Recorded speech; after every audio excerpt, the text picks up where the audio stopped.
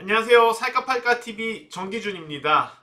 오늘도 시장에 이슈가 많았습니다. LG전자가 상한가까지 올라가는 보기 드문 일이 나왔고, 그 다음에 그동안 잘 올랐던 제약바이오주들은 폭락세를 보였습니다.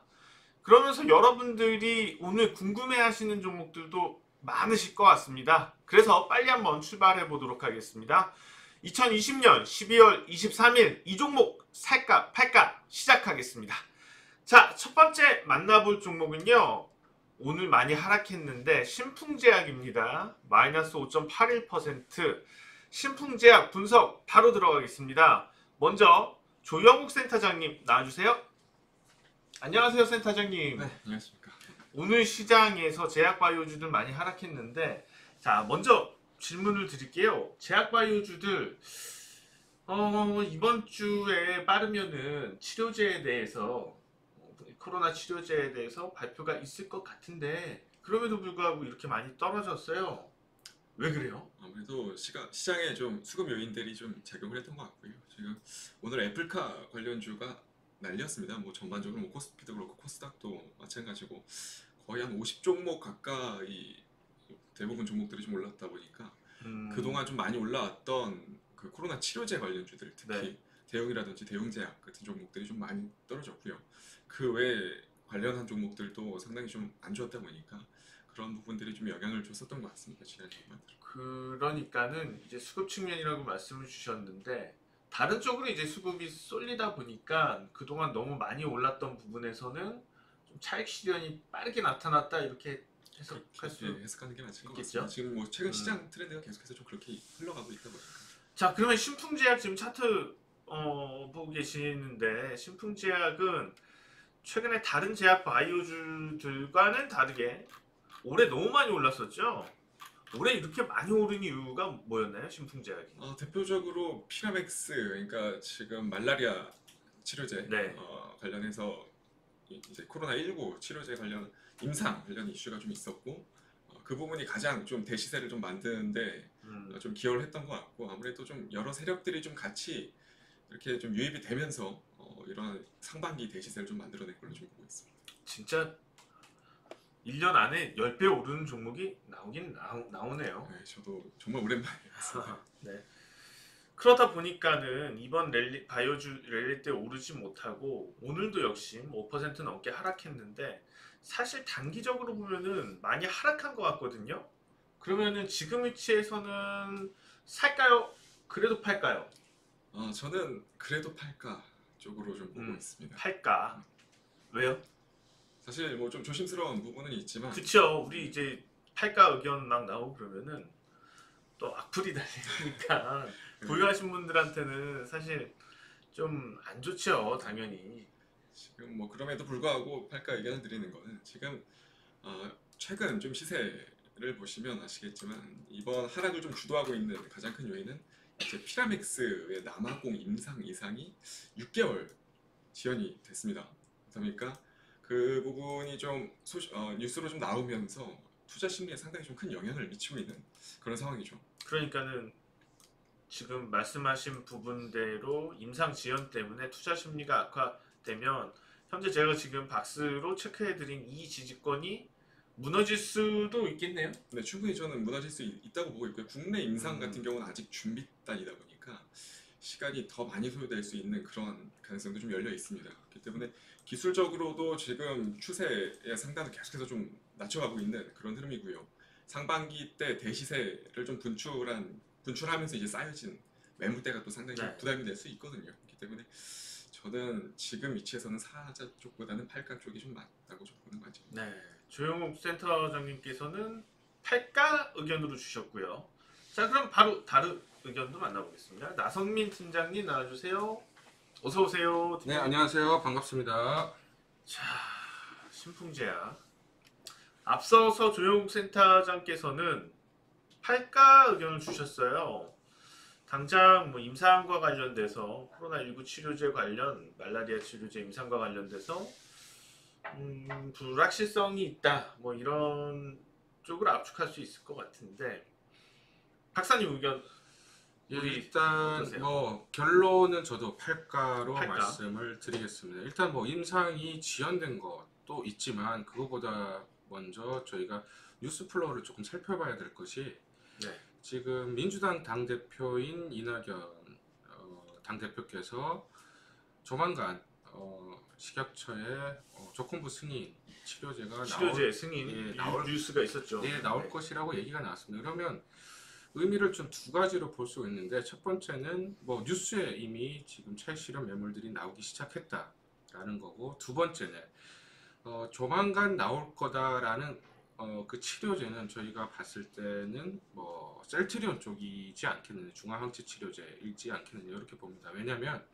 어제 정세균 총리께서 셀트리온을 또 방문을 했습니다. 방문을 했고 빨리 좀 치료제를 개발해서 나왔으면 좋겠다라는 뉘앙스의 또 발언을 했기 때문에 아무래도 이낙연 당대표가 얘기한 그 치료제가 셀트리온 쪽일 가능성이 높고요. 그렇다면 치료제 관련해서 셀트리온이 나온다라고 하면 다른 쪽은 이미 치료제 모멘텀은 사실 소멸될 가능성이 굉장히 높다 이렇게 판단합니다. 그렇기 때문에 지금 자리 좀 아쉽고 좀 어려운 자리지만 팔까 의견 드리겠습니다. 근데 오늘 또 셀트리온도 하락을 했어요. 셀트리온 제약만 소폭 상승에 그쳤고 셀트리온 헬스케어며 셀트리온이며 하락했습니다. 이거는 그러면 이제 어떻게 보면 어느 정도 윤곽이 나왔기 때문에 거기서 재료 노출 그리고 기대 소멸 그 정도로 해석을 해야 네, 될까요? 일단은 뭐 재료가 노출됐기 때문에 체육 매물들이 나왔다 이렇게 보시면 될 것 같습니다. 그래서 셀트리온은 그러면은 살까요? 저는 조금 더 조정을 보일 가능성이 높다. 그럼 물론 지금 위치에선 팔까요? 지금 위치에선 팔가입니다. 자, 그러면은 지금 신풍제약 우선은 전체적으로 여러 가지 측면에서 많이 올랐던 측면도 있고 리스크들을 말씀해 주시면서 팔가 의견을 주셨어요. 자, 그러면 두 분 다 팔가 의견인데 내년에 다시 살만한 위치가 있을까요? 아니면은 내년에도 어떤 좀 저점이 오더라도 차라리 다른 종목에서 하는 게 좋을까요? 네, 저 두 가지 측면 좀 말씀을 드리고 싶은데요. 첫 번째는 이미 뭐 셀트리온이라든지 앞서 나가는 치료제들이 나오면 사실은 후발 주자들은 상승폭이 클 수가 없습니다. 일단 대장 쪽으로 쏠릴 가능성이 있고요. 두 번째는 내년에 이제 본격적으로 백신 우리나라도 2월이나 3월달 정도에 아마 백신 접종이 가능하다라고 하니까 백신이 나와버리면 치료제 아무래도 모멘텀이 예. 약화될 수밖에 되니까. 없다. 그럼 네. 내년에도 더 좀 주가가 많이 조정을 보이더라도 내년에도 좀 피하는 게 좋지 않을까라는 의견으로 좀 압축해 보도록 하겠습니다. 네. 자, 도움 말씀 고맙습니다. 자, 그럼 제가 딱 정리해 드릴 필요도 없네요. 두 분 다 의견이 팔가였기 때문에 신풍제약 공식적 의견 팔가로 정리하도록 하겠습니다. 자, 그럼 이어서 바이오주인데요. 현대바이오 이어서 만나보도록 하겠습니다. 현대바이오는 김진웅 선임연구원께서 먼저 나와서 말씀 부탁드립니다. 안녕하세요, 선임연구원. 네, 안녕하세요. 오늘 하한가까지 기록했습니다. 예. 무서워요. 그렇죠. 팔까요, 살까요? 단도직입적으로 일단 살가인데 살까? 전제 조건이 하나 있습니다. 조건이 있나요? 예. 앞서 설명드렸던 신풍제약의 이제 과거 1차 상승 파동 흐름이랑 좀 비슷하게 전개될 가능성이 있어서 왜 그렇게 생각하시죠? 신풍제약이 지난 코로나 치료제 대장주격 흐름을 나타냈는데 최근에는 현대바이오가 바뀌어서 치료제 대장주격 흐름을 나타냈고요. 내일 한 차례 일단 급락을 했다가 아랫골이 달고 올라오는 시점에서는 단기적으로 좀 매수 관점이 나타나지 않을까. 자, 지금 신풍제약 차트 보고 계시는데요. 신풍제약이 초기에 좀 급등락을 많이 보였어요. 예. 급등락을 많이 보이다가 결과적으로는 뭐 조정 이후에 어마어마하게 올랐었거든요. 이렇게 급등락을 한 이후에도 거의 5만원권 초반에서 4배 가깝게 또 올랐습니다. 그렇기 때문에 이런 파워가 현대바이오에 나타날 수 있다. 그런 말씀으로 좀 정리를 하면 되겠죠? 예, 맞습니다. 네, 그래서 그러면은 더 떨어질 때 살까요? 지금 살까요? 내일 일단 떨어졌을 때 확인하고 살까요? 아랫골이 다는 거 보고 사는 게 좀 아, 낫지 지지 않을까. 들어오는 거 네. 보고. 그러면은 내일 안 떨어지고 그냥 올라가면 어떻게 할까요? 안 떨어지고 올라간다 했을 때는 일단 접근은 안 하시는 게 좋을 것 같습니다. 떨어진다는 전제 하에 매수 관점이 좀 유효할 것 같습니다. 근데 신풍제약처럼 올라갈 거면은 그냥 올라가도 지금보다 한 두세 배 또 올라갈 수 있는 거 아니에요? 그렇긴 한데 그러나 일단 비슷한 흐름으로 놓고 본다면 떨어졌다 올라가는 게 좀 더 될 것 같습니다. 그러면 안 떨어지고 올라가면은 떨어질 때 기다리라는 예, 말씀이시죠? 기다리는 게 네. 더 좋을 것 같습니다. 의견 잘 들어봤습니다. 네. 고맙습니다. 자, 이어서 조영욱 센터장님 의견 부탁드립니다. 자, 앞서서 우리 선임연구원께서는 매수 팔까로 의견을 주셨어요.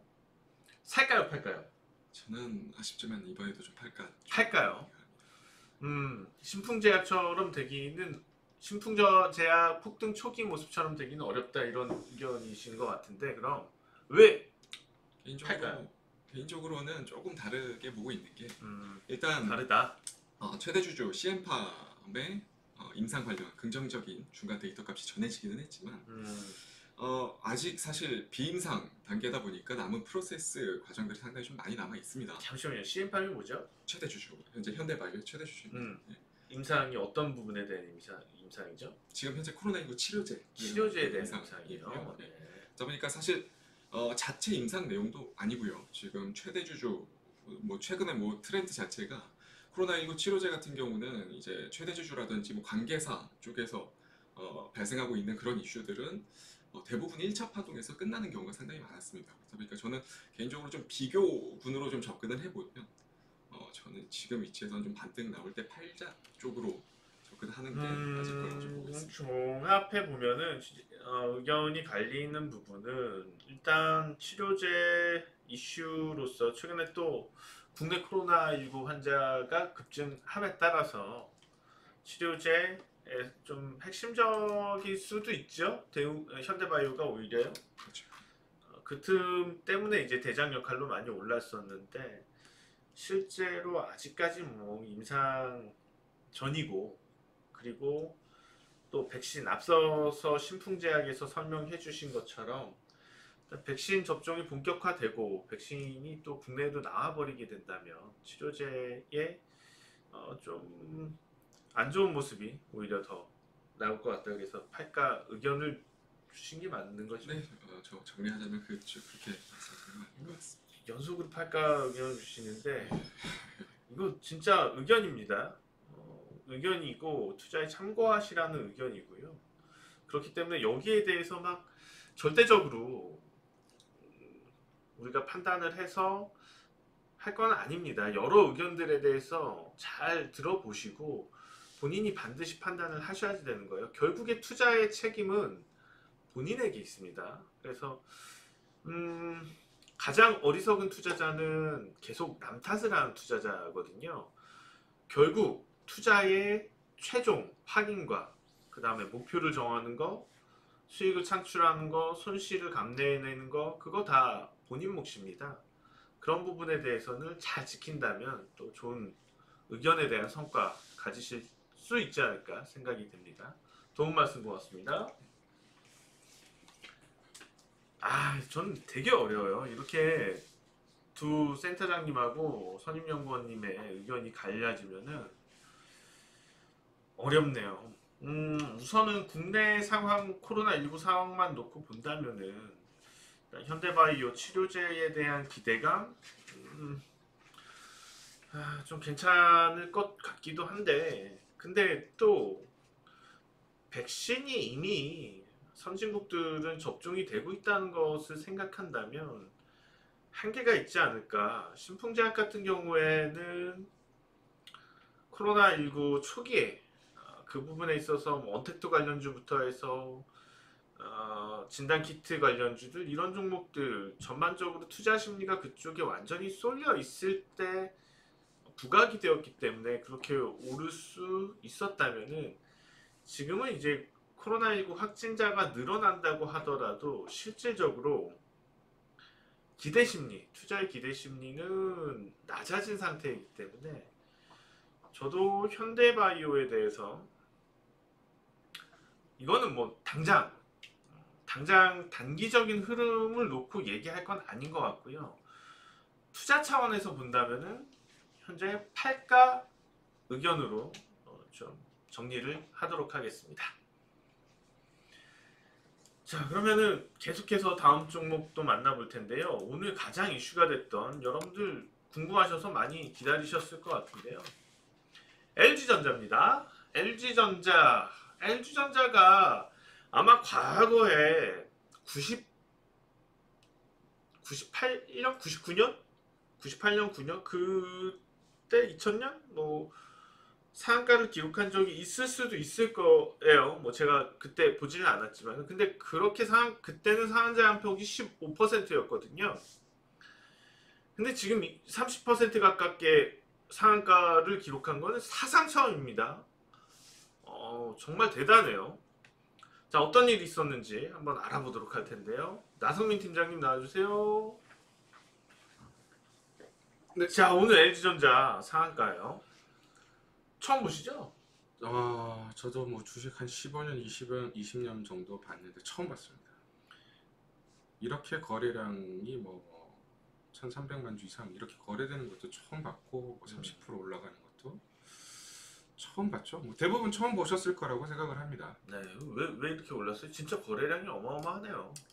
일단은 뭐 오늘 장중에 뉴스가 나왔는데, 그 캐나다의 마그마 인터내셔널이라고 해서 이제 자동차 부품을 만드는 회사와 조인트 벤처 설립을 추진한다라는 내용이 나오면서 급등을 했습니다.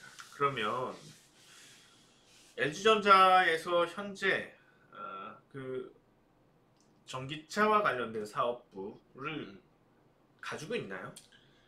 2013년도에 이제 사업부를 만들었고요. 꽤 됐네요. 네, 한 벌써. 7년 정도, 7, 8년 정도 됐. 그러면은 기술력도 이미 상당하겠네요. 네, 특징적인 게 뭐냐면 계속 그 사업부가 적자를 냈습니다. 계속 그럴 수밖에 없었겠죠. 네, 적자를 냈는데도 불구하고 직원 수가 한 2,300명에서 지금 4,500명이 넘어가거든요. 그만큼 계속 투자를 해왔다라는 거죠. 계속 이게 적자를 내는데도 불구하고 계속해서 이 부분에 있어서 투자를 했다는 건 그만큼 전기차 사업에 대한 미래 가치를 높게 평가를 하고 있었다는 건데, 근데 그러면은 이제 아예 전체 그 전기차 사업부를 떼어내는 건가요? 예, LG전자는? 일단은 그거를 떼어내가지고 마그마 조인트 벤처 설립을 하는 걸로 알고 있습니다. 그러면은 이제 나중에 다시 오늘 이렇게 오른 것은 그 이후에 지분법 평가 가치를 따져서 그 이후 상장했을 때, 물론 한국에 상장할지 나스닥에 상장할지 모르겠지만은 그런 것까지 계산을 해서 이렇게 올랐을까요? 일단은 그러니까 LG전자는 기존에 계속해서 저평가를 받았던 이유는 성장성에 대해서 의문점을 계속 받았거든요. 뭐 스마트폰은 계속해서 지금 적자이고, 그런데 이번 이슈로 인해서 사실 성장성 그리고 지분법 이익 가치 증대에 대한 기대감이 한꺼번에 반영이 됐다, 이렇게 보시면 될 것 같습니다. 자, LG전자를 그러면은 살까요, 팔까요? 단기적인 이슈가 있기 때문에 저는 살가로 의견을 좀 드리겠습니다. 살까로요. 네. 지금 이제 실적 추정치하고 보고 있는데요. 내년에 매출액 추정치, 올해 매출액 추정치, 지금 보니까는 전일 종가 기준으로 PER 수치가 나왔을 것 같은데, 만약에 오늘 기준으로 한다면은 또 올해 기준으로 거의 10배 수준까지 올라가게 되겠네요. 네. PER이요. 그러면은 아직까지는 어때요? 밸류 측면에서는요? 밸류 측면에서 보면은 일단은 그러니까 전장 부품 쪽에서 영업이익이 당장 나오지는 않습니다. 내년 그쵸. 7월 달에 이제 설립이기 때문에 목표는 지금 2022년, 23년까지 해서 한 10조 정도 매출을 일으키겠다는 게 목표이고 영업이익은 한 5천억에서 한 7천억 사이 정도. 그렇게 보면 좀 미래 가치를 좀 땡겨서 본다라고 하면 지금 시총에서 한 20% 업은 업사이드는 좀 있다 이렇게 판단을 하고 있습니다. 그러면 살까 의견을 주셨는데 지금 살까요? 조정 보이면 살까요? 지금 사시는 게 맞지 않나. 조정이 그렇게 있지는 않을 것 같습니다. 그러면 만약에 갭으로 떴어요. 막 갭으로 떠버렸어. 내일도 거의 뭐 사실 점상까지는 어려울 것 같고요. 한 20% 올라서 출발을 했어요. 그러면은 실질적으로 밸류 여유가 좀 많이 없어지는 것 같긴 한데 네, 그래서 성장을 따졌을 때. 사실 아까 뭐 말씀을 드렸지만 20% 정도 업사이드가 있고 만약에 단기적인 이슈로 인해서 오버슈팅이 나올 수는 있지만 뭐 10% 이상 갭 상승했을 때는 따라가기 사실은 부담스럽습니다. 그렇기 때문에 뭐 만약 5에서 6% 정도 갭 상승이 이루어진다라고 하면 좀 적극적으로 매수를 하셔도 되고 그 이상 되면은 사실은 네. 오버슈팅은 뭐 저희 영역이 아니죠. 그거는 뭐 신의 영역이기 때문에 그것까지 바라기는 조금 그거는 예측하기는 좀 어렵다. 일단 단기적으로 변동성에 대해서 우리가 뭐 다 정확하게 파악을 할 수는 없는 부분이지만 결론적으로는 매수를 하는 게 맞겠다. 살까 의견이 맞겠다. 네. 여기서 한 가지 좀 저도 궁금하고 좀 파악을 해봐야 될 것들이 있을 것 같은데 실제로 그러면 LG전자가 전기차 사업부를 가지고 있었다면 그만큼 성장성을 안고 있었던 거잖아요. 안고 있음에도 불구하고 계속 부각이 안 됐죠. 적자를 냈습니다. 사실 흑자를 낸 적이 없고요. 올해도 적자 폭이 한 4천억 정도. 물론 3분기 대비 4분기 계속해서 적자 폭이 줄어들고 있었습니다. 그래서 그것도 맞물리면서 지금 성장성이 이제 부각이 됐다 이렇게 보시면 될 것 같아요. 근데 이제 이거를 성장성으로 가지고 있는 전기차 사업부가 떨어져 나가게 되면 LG전자는 장기적으로 봤을 때 성장 가치가 오히려 없는 거 아닌가요? 왜냐하면은 네네. 이거는 아까 합병할 회사가 어디죠? 마그마 인터내셔널. 네. 마그너인가요? 마그마로 알고 있습니다. 네. 일단은 그쪽에서 또 중요한 게 뭐냐면 예전에 애플 쪽에 납품을 했던 이력이 있거든요. 그래서 시장에서는 그 조인트 벤처를 하면 그쪽에서 애플카가 2024년에 나온다는데 그쪽으로 납품을 하지 않을까라는 또 기대감들이 있습니다. 그렇다 보니까 네. PER로 봤을 땐 사실 뭐 시총이 낮은 종목은 아니지만 충분히 뭐 15배 이상 20배까지도 줘도 되지 않을까 이렇게 보고 있습니다. 네, 잠시만요. 네, 조금 정정을 좀 해드리겠습니다. 예, 지금 다시 확인을 해보니까 조인트 벤처 설립회사는 마그나 인터내셔널입니다. 그러면은 사실상 LG 마그나가 될 텐데 그러면은 LG 마그나가 오히려 성장성이 상당히 부각이 될 거고 네네네. LG전자는 어떻게 보면 어차피 빠질 성장성이지 않냐 이런 질문이거든요. 네네네. 부분에 대해서는 그렇지만 어떻게 일단은 지분을 51%를 가지고 가고 마그나가 49%를 가지고 가기 때문에 그 빠지는 부분에 대해서는 크게 우려하지 않아도 되지 않나 이렇게 생각을 합니다. 근데 실질적으로 물론 이제 지분법 평가가 있긴 하겠지만 실질적으로 주가는 당연히 이제 그 실제 사업부에 대한 물론 이제 동반적으로 올라가는 경향은 있지만 자회사랑 모회사랑 네. 그래도 현실적으로 자동차의 전장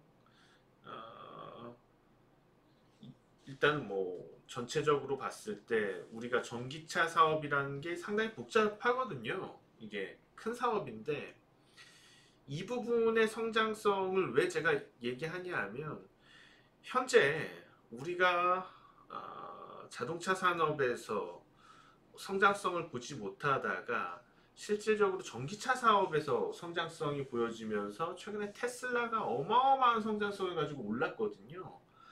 그러면은 그 성장성을 반영을 한다면 현재 LG전자는 전기차에 대한 성장성만 반영을 한다면 실제로 뭐 수익이 나고 안 나고 이게 중요한 건 아니니까 테슬라도 수익으로 돌아온 지가 얼마 안 네, 되잖아요. 그러면은 LG전자 주가는 지금 터가 진짜 싼 주가예요. 정말 싼 주가예요.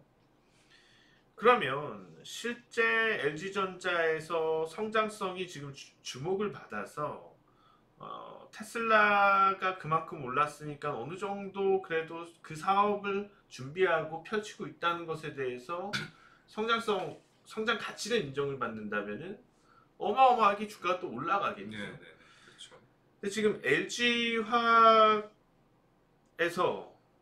배터리 사업 부분이 분리되는 것하고 한번 좀 맞춰서 생각을 해보는 거거든요.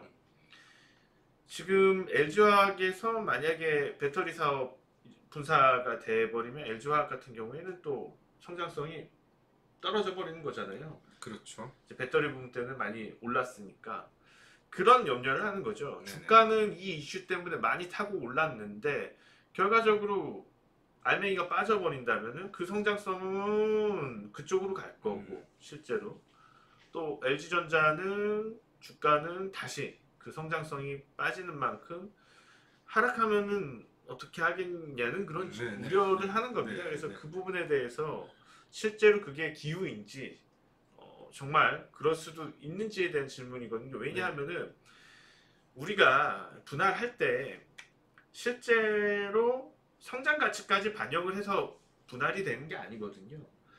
당연히 LG전자 주식의 비중이 분할했을 때 한 9 이상 나올 것 같고 9 정도 나올 것 같고 분할해서 나가는 쪽이 한 1 정도 되지 않을까요? 그럴 가능성이 높습니다. 근데 실제로 주가 시가총액을 따지면은 그 1에서 시가총액이 엄청 날 거고 분사한 이후에 만약에 그게 상장이 된다면은 거기서 뭐 계속 점상한가가 나오는 반면에 LG전자 주가는 뭐 계속 하락할 수도 있는 거니까 그 부분은 좀 우려스러운 부분을 네네. 짚고 가자는 네. 거거든요. 충분히 뭐 그 부분은 우리가 짚고 넘어가야 될 부분이 맞고요. 다만 아까 서두에 말씀을 드렸지만 내년 7월에 조인트 벤처를 설립을 하기 때문에 그 이슈는 그 차후에 좀 저희가 생각을 해봐도 되지 않을까. 일단 그 조인트 벤처 설립이 7월이기 때문에 네. 그러면 그 이전까지는 전기차 사업부 부각으로 인해서 성장성이 LG전자 주가로 네, 부각될 거다. 그래서 그러면은 오히려 지금 주가가 더 오르더라도 내년 뭐 1분기까지는 좀 가져가는 살까 네. 전략을 유지하는 게 좋겠네요. 네, 그렇게 보시는 게 맞을 것 같습니다. 알겠습니다. 그렇게 정리하겠습니다.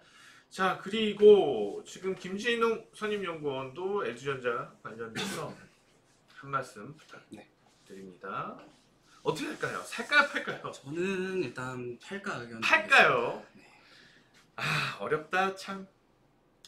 네, 왜 팔까 의견을 준비하셨죠? 앞서 뭐 대표님이 이야기해 주신 것도 크지만 일단 원래 이 종목이 이렇게 움직이는 종목이 아니었고 네. 그에 따라서 일단 수급상 단기 피로 누적도가 좀 심한 것 같습니다. 그래서 오히려 뭐 2차 상승을 노리기보다는 뭐 내일 추가 상승이 나온다 하더라도 그때는 좀 매도 시그널로 보이고 오히려 이 이슈로 올라간다 하더라도 다른 전기차 관련주들에 더 관심이 가지 않을까라고 판단이 듭니다. 우선은 지금은 단기 이슈가 너무 세게 반영이 되었기 때문에 당장은 좀 더 오를 수 있지만 그 이후에 좀 조정으로 밀려 내려올 가능성이 높다 그렇게 예. 판단을 하시는 거네요. 네, 맞습니다. 자, 그럼 한 가지 질문을 드려볼게요. LG전자의 그동안 자동차, 전기차에 대한 성장성이 반영이 되어 있었나요? 안 되어 있었나요? 뭐 그렇게 크게 되어 있지는 않았습니다. 그러면 우리 선임연구원님 생각하실 때 그 성장성이 반영이 안 되거나 적게 되거나 할 수 있다는 의견이신 건가요? 예, 그쪽이 더 크다고 봅니다. 왜 그렇게 생각하시죠?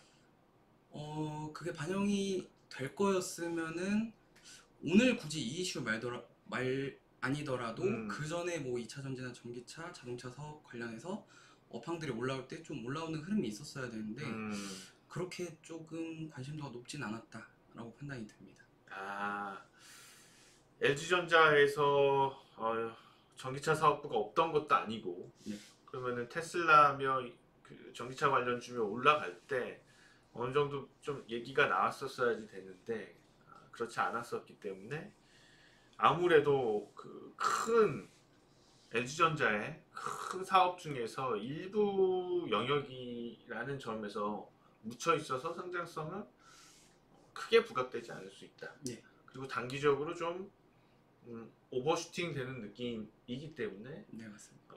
트레이딩 관점에서는 매도. 네. 팔가 네. 쪽 관점이다.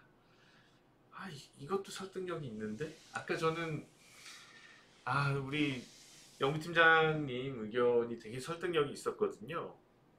근데 지금 또 선임연구원님 얘기 들어보니까 이것도 또 설득력이 있어요. 그래서 네. 제가 결정을 해야지 되는데 바로 결정을 해야 되잖아요. 어렵네요. 네. 자, 오늘 수고 많이 하셨고요. 네. 많이 어려운 부분이에요. 지금 왜 어렵냐 하면 여러 가지 계산할 게 상당히 많거든요, 지금. 그런데 저는 한 가지 사실을 좀 주목을 할 필요가 있지 않을까 싶어요. LG화학에서도 어떻게 보면은 배터리 부분, 배터리 사업 부분이 또 뭐 작은 일부는 아니지만 일부였는데 실질적으로 LG화학 주가는 배터리 영역만 가지고선 많이 올랐었거든요. 이런 점도 따져본다면은 LG전자의 뭐 백색가전이니 핸드폰 사업분이 이런 부분에 대해서 시장이 신경 쓰지 않고 오히려 계속해서 전기차 사업에 대해서 좀 더 부각을 시키면서 주가를 만들 가능성도 있지 않을까 생각이 들어요. 그래서 적정 주가를 그런 성장성을 가지고 따지기는 실질적으로 많이 어려운 부분이 있습니다. 그런데 테슬라, 애플카 이런 얘기들이 나왔을 때 성장성을 따져본다면 저는 PER 25배 정도까지도 적용을 해주지 않을까 이런 생각은 들어요. 그렇기 때문에 물론 이제 두 의견 다 설득력이 있지만 제가 딱 정해드리는 건 살까 의견을 드리도록 하겠습니다. 자, 오늘 중요한 세 종목 이렇게 달려왔습니다. 여러분들 시청 많이 해주시고 또 좋아요도 많이 눌러주셔서 고맙습니다. 자, 다음 시간에 더 좋은 분석으로 찾아뵙도록 하겠습니다. 고맙습니다. 정기준 원장이었습니다.